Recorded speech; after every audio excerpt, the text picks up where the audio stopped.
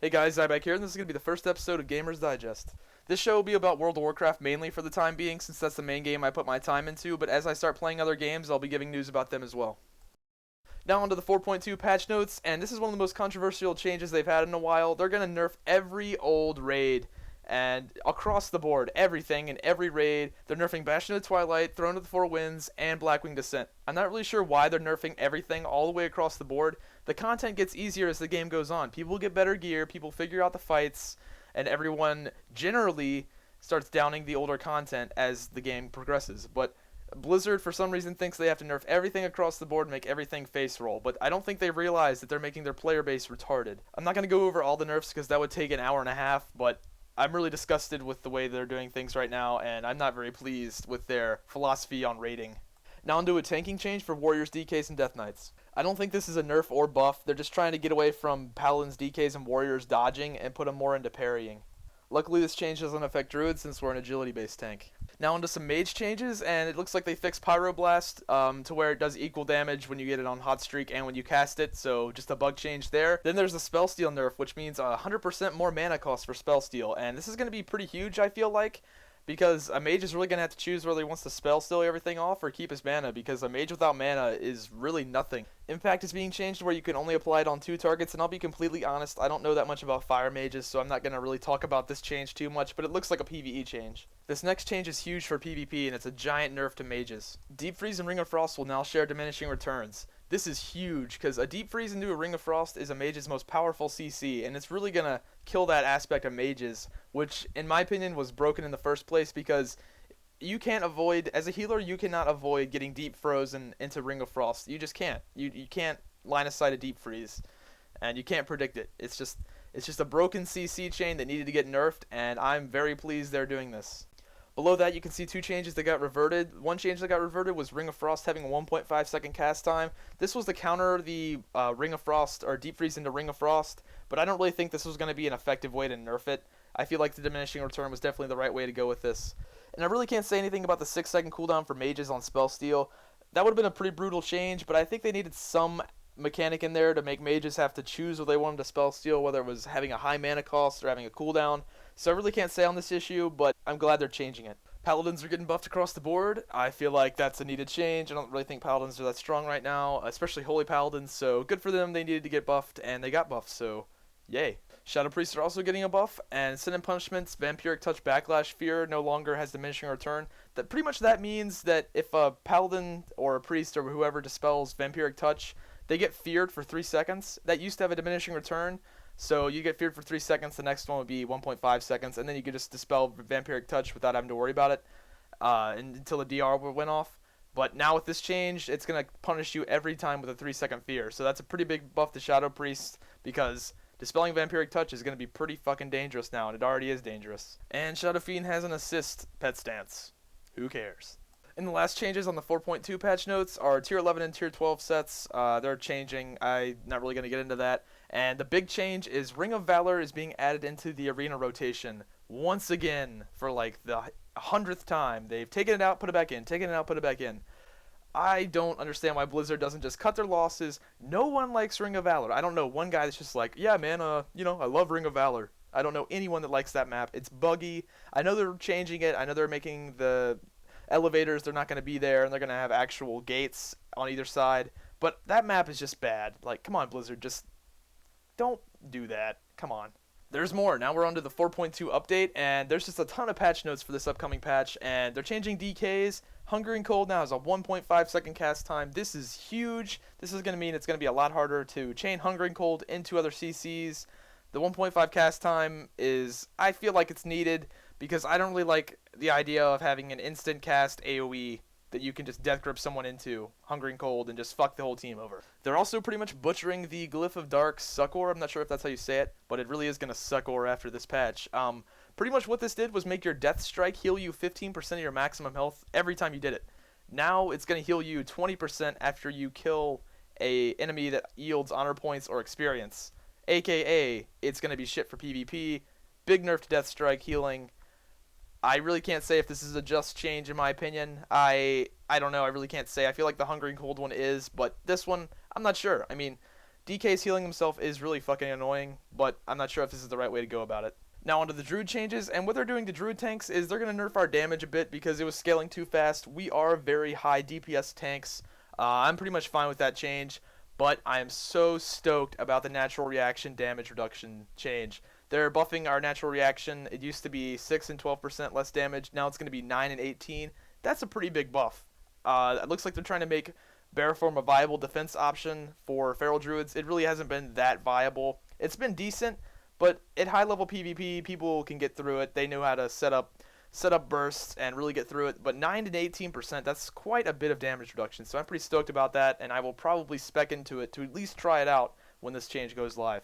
And some Paladin tanking changes. I don't really know too much about Paladin tanks, but it looks like they're adjusting how much they can block with certain abilities, so I'm not going to really get into that since I don't know what I'm talking about. Now onto the rogue changes, and it looks like Cloak of Shadows is going to have a 2-minute cooldown.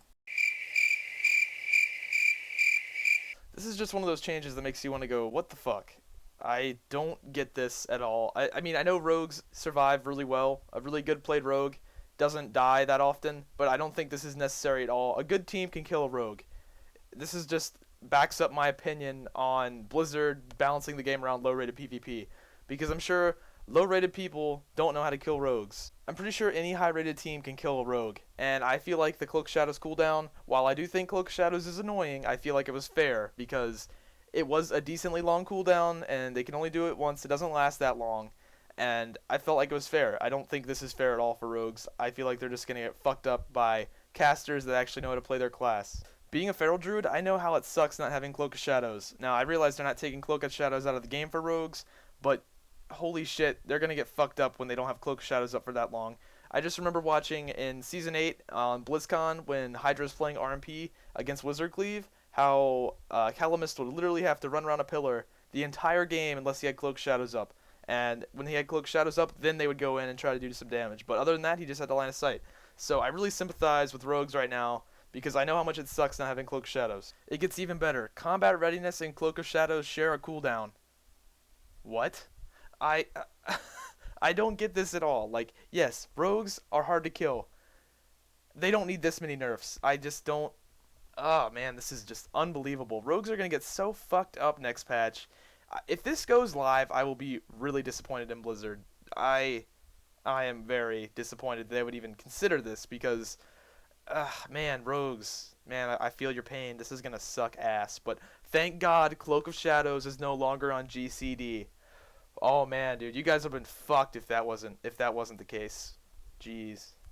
Everything else just looks like PvE damage buffs, and you can also say they're PvP damage buffs, but with your survivability being this bad, it's not going to be relevant. And it also looks like Elusiveness is going to reduce your Cloak Shadows cooldown by 10 seconds, and reduce the cooldown of Combat Readiness by 30 seconds if you're spec'd into it twice, which I'm sure you would be. You know, whatever. I mean, at that point, it doesn't even matter. You're just going to get fucked up.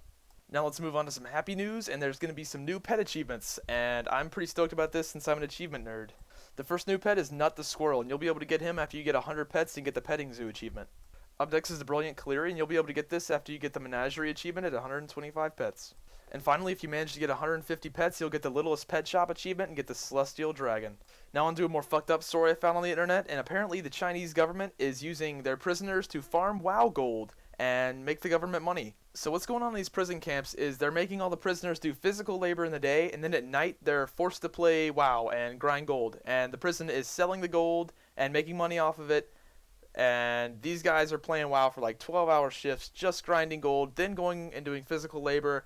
And if these guys decided they didn't want to farm gold or they didn't meet their quotas, they were tortured.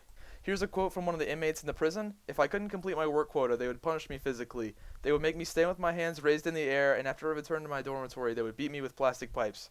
We kept playing until we could barely see things."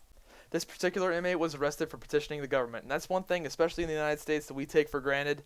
And you really just need to feel lucky for the country you live in. And I guarantee people from China, there's no way they would ever see this because they have IP blocks on everything, and the Chinese government censors everything they do. So just be fortunate that you live in a country that's not fucked. Now I'm going to hit up a couple forum topics and tell you guys my opinion on that. This first post comes from arenajunkies.com, and this guy's asking if pro players would help balance WoW, as in pro players cooperating with Blizzard, helping them balance the game, if that would work or if it wouldn't. My particular opinion on this is yes, I believe it would work, but that's not realistic. Let's be honest. This game is balanced around low-rated PvP because there are more low-rated people than high-rated people, and low-rated people don't know how to pull off CC chains effectively. They don't know how to set up damage. They just don't know how to do it. Why do you think resilience got nerfed? Everyone was fine with resilience the way it was. Yes, they probably could have adjusted it for rated BGs a little bit, but they could have done that separately. But they nerfed resilience in arenas because low-rated players were complaining that it was mana wars. High-rated players were not complaining that it was mana wars because high-rated players know how to set up CC chains. Low-rated players didn't get it. They were like, what the hell, I cycloned him and we didn't do anything out of the cyclone and he got healed back up and this game's just a mana war, this game sucks.